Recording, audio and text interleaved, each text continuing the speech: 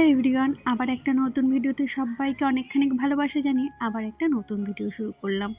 এখন ঘড়ির কাঁটাতে বাজে মোটামুটি 5:30। আর আজকে একটু বেলা হয়ে গেছে, তো আজকে এখান থেকে ভিডিওটা শুরু করলাম।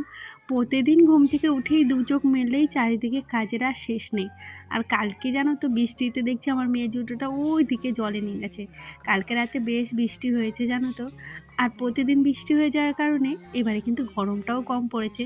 কিন্তু দুঃখের কারণে একটাই, ওই যে আমার উঠোনটা আমি কি সুন্দর লেপে পুছে রাখি, আর ঝাঁটাটা ছোট হয়ে যাওয়ায় না আমার ঝাড় দিতে প্রচণ্ড কষ্ট হচ্ছে। এখন ভাবছি আবার একটা নতুন ঝাঁটা বানাবো। আর সকালবেলা এই উঠোনটা আমার ঝাড় দিতে দিতেই 6টা বেজে যায়।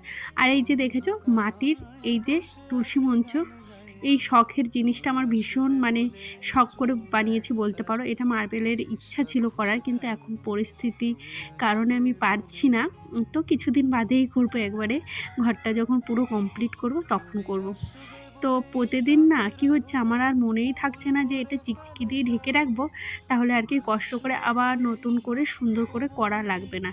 কিন্তু ওই প্রতিদিন আবার নতুন করে একটু মাটি লাগাতে হচ্ছে, কেননা জলে ধুয়ে যাচ্ছে। আর বাইরের সমস্ত কাজ কমপ্লিট করে এখন চলে এসেছি ঘরে। আমার মেয়ে এখনও ঘুমাচ্ছে। এখন ঘড়ির কাঁটাতে বাজে 6:30। আর ওর তো অন্য টাইমে এই 6:30টায় স্কুলে বাস আসে, কিন্তু এখন কি বলো তো, স্কুলে বাস নেই বলে স্কুলটা বন্ধ বলে মেয়েটা এখন ঘুমাচ্ছে নিশ্চিন্তে। যাই হোক, আর এইখানটা প্রতিদিন আমার যে বৃষ্টি হলে কি সমস্যা হয়, টবগুলো ভেবেছি ভালো করে সুন্দর করে পরিষ্কার করব।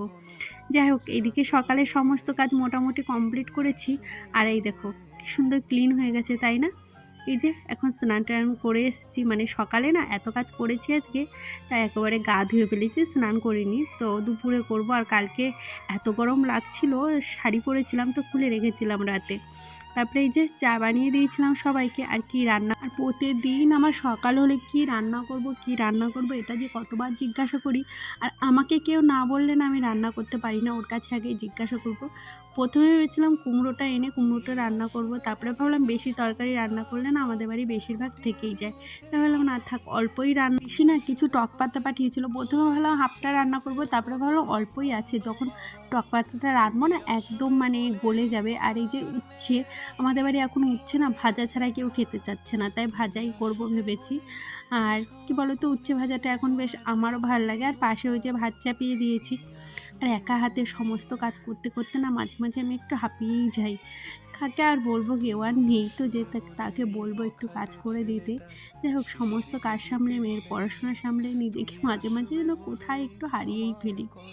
যাই হোক, এই দেখো কয়টুকু হয়ে গেছে দেখেছো টক পাতাটা। আমি কিন্তু দুপুরে আজকে টক পাতা দিয়ে খেয়েছিলাম। আর আজকে ভেবেছি মশলা ছাড়া পটল রান্নাবো, তার সঙ্গে একটা ডিম দিয়ে দেবো মামলেট করে আর কি।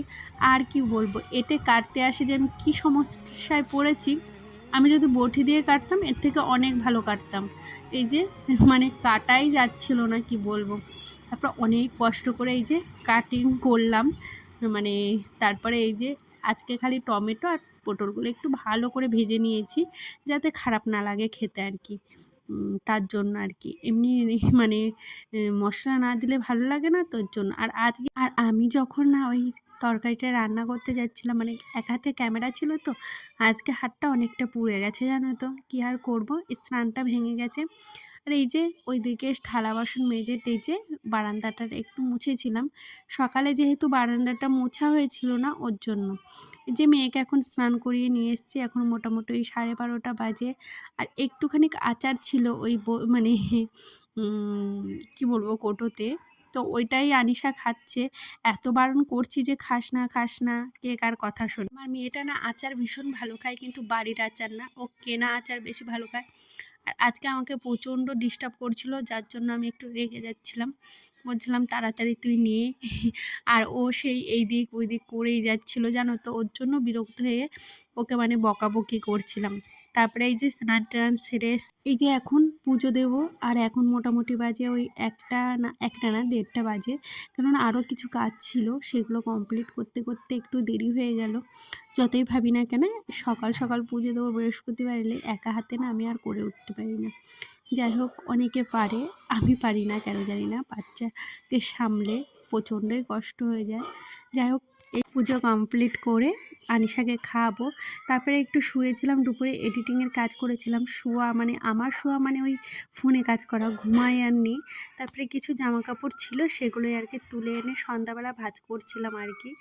আর পিসির কিছু শাড়ি ছিল, মানে আমাদের বাড়ি রেখে যায়, যখন আসে তখন পরে। তো তারপরে ওর বাবা একটা রোল এনেছিল, যে রজা করেছিলাম এর মধ্যে, আর রোল খেতে ইচ্ছা করছিল আমার, তার জন্য এনেছিল। কিন্তু রোলটা আমি আর ভাগে পাইনি, আমার মেয়েই বেশিটা খেয়ে নিয়েছে। দেখেছো আমার অবস্থাটা কি, আমি এখনও মাথাও আঁচড়াইনি সেই স্নান করে। যাই হোক, ভিডিওটা আজকে এখানেই শেষ করলাম। ভিডিওটা ভালো লাগলে প্লিজ একটা লাইক কমেন্ট করে যেও। আজকের মতো টাটা, দেখা হচ্ছে নেক্সট ভিডিওতে।